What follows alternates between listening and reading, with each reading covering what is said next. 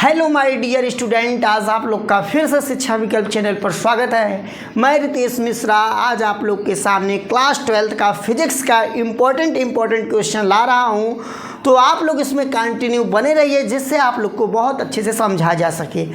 जो आज का मेरा जो क्वेश्चन होने वाला है, लगभग 2023-2024 लगभग हर साल एक क्वेश्चन पूछता है किरचॉफ के नियम के बारे में। यानी जो 2025 में एग्ज़ाम होने वाला है, यानी इस साल जो एग्ज़ाम होने वाला है इस बार 100% है आपके सेट में पूछेगा ही पूछेगा।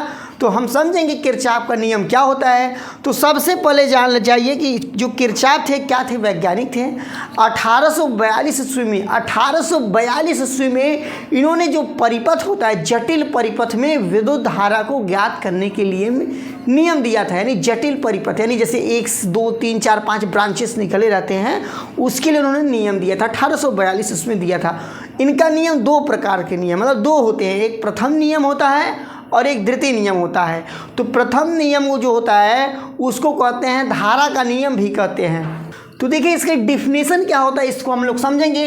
देखिए किरचॉफ का पहला जो नियम है, पहला नियम जो है इसको संधि का नियम भी कहते हैं। ध्यान दीजिए, संधि का नियम भी कहते हैं इसको क्या कहते हैं, संधि का नियम भी कहते हैं। चाहे कहीं किरचॉफ का प्रथम नियम या संधि का नियम या तो धारा का नियम भी कहते हैं। तो क्या कहा था उन्होंने, किसी वैद्युत परिपथ में, कोई भी वैद्युत परिपथ होगा, संधि पर मिलने वाली धाराओं का बीजगणितीय योग शून्य होता है। संधि का मतलब एक स्थान पर मिलने वाले धाराओं का बीजगणितीय योग जो होता है शून्य होता है।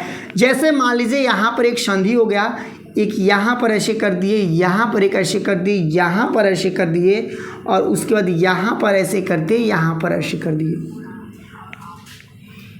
इसका नाम रख दिए I1, इस धारा का नाम रख दिए I2, इस धारा का नाम रख दिए I3, इसका नाम रख दिए I4, इसका नाम रख दिए I5।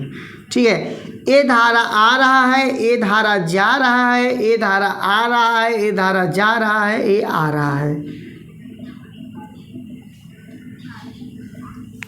इस प्रकार से बना दिए। तो संधि इसमें क्या होता है, इसी पॉइंट को कहते हैं संधि कहते हैं। तो उन्होंने यही बताया था, संधि पर क्या कहा था, किसी वैद्युत परिपथ में संधि पर मिलने वाले धाराओं का बीजगणितीय योग शून्य होता है, जिसको सिग्मा I बराबर 0 हम लोग दिखा सकते हैं। तो यानी अब इसको हम लोग समझेंगे, डायग्राम भी आप लोग बना देंगे। तो यहाँ पर एक चीज़ आप लोग नोट कर लीजिए, जो एक क्या पॉइंट है, संधि है। संधि की ओर जो धारा जा रहा है उसको प्लस से दर्शाएंगे। संधि की ओर जाने वाली धारा को, अब जान गए क्या जाएगा, उसको प्लस से जाएंगे। और जब विपरीत जाएगा तो किससे दर्शाएंगे, माइनस से दर्शाएंगे। तो यहाँ पर देखिए आप लोग, यानी हम लोग यहाँ पर लिख सकते हैं I1 कहाँ जा रहा है, संधि की ओर जा रहा है, प्लस से दर्शा दिए। I2 कहाँ जा रहा है, यहाँ से देखिए दूर हट रहा है, एरो बता रहे हैं, तो यहाँ पर माइनस I2 दर्शा दिए। फिर क्या दिखाएंगे, I3 तो आ रहा है तो प्लस I3 दर्शा दिए। I4 जा रहा है तो माइनस I4 दर्शा दिए। ए आ रहा है तो I5 दर्शा दिए, यानी प्लस में। इसके बराबर जो होगा 0 होगा। क्या होगा, 0 होगा, क्योंकि यही उन्होंने बताया था बीजगणितीय योग जो होता है शून्य होता है।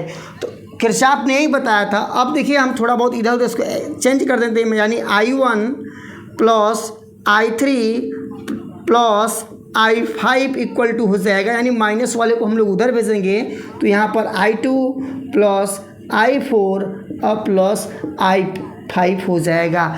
इसको क्या कहते हैं, क्या यहाँ पर देखिए I5 नहीं होगा, I5 तो यहाँ लिख चुके हैं। यानी यही किरचॉफ का प्रथम नियम है। इसका 3 नाम है।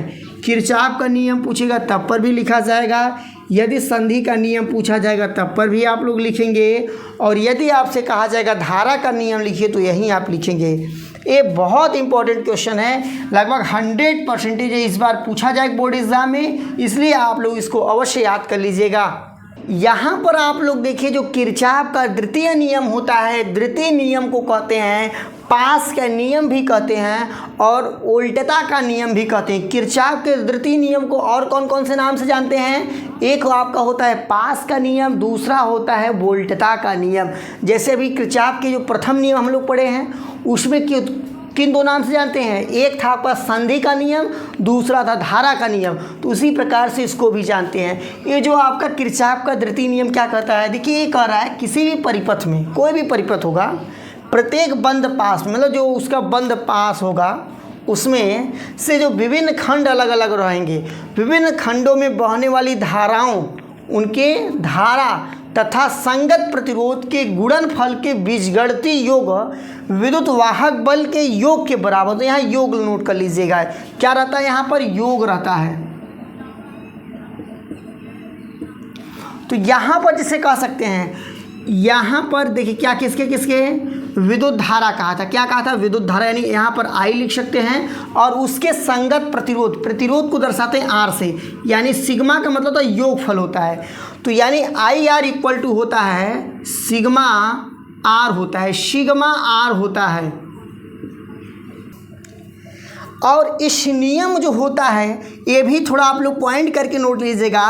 जो इसका दूसरा नियम है वोल्टता का नियम, यानी पास का नियम जो है ऊर्जा संरक्षण के नियम का पालन करता है, ऊर्जा संरक्षण के नियम का पालन करता है। और जो भी पहला नियम पढ़े हैं, यानी जो धारा का नियम पढ़े हैं या संधि का नियम पढ़े हैं, वो जो होता है आपका आवेश संरक्षण के नियम का पालन करता है। इस बात को आप लोग नोट कर लीजिए, क्योंकि इसको ऑब्जेक्टिव टाइप में भी पूछा जाता है कि जो इनका किरचॉफ का प्रथम नियम है वो किसके संरक्षण का नियम पालन करता है? तो बताओगे आवेश। और पूछा जाएगा किरचॉफ का द्वितीय नियम यानी पास का नियम यानी उल्टता का नियम जो होता है ऊर्जा संरक्षण के नियम का पालन करता है। तो आशा करता हूँ कि आप लोग इसको समझ गए होंगे और इसको आप लोग को भूलना नहीं है, इसको हमेशा रिविज़न करते रहेंगे तो आप लोग को कंटिन्यू याद रहेगा। फिर आपसे मिलते हैं अगले वीडियो में, तब तक के लिए जय हिंद, जय भारत।